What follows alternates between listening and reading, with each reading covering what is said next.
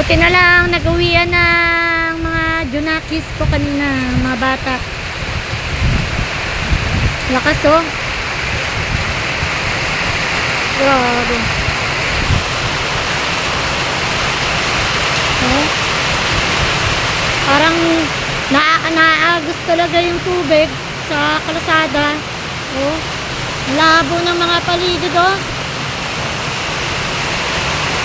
Yan. Dito yan sa ano? Dito yan sa Calamba. Calamba, Laguna yan. Grabe. Oh.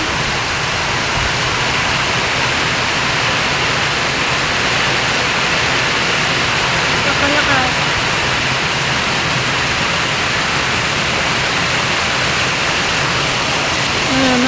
Ingat.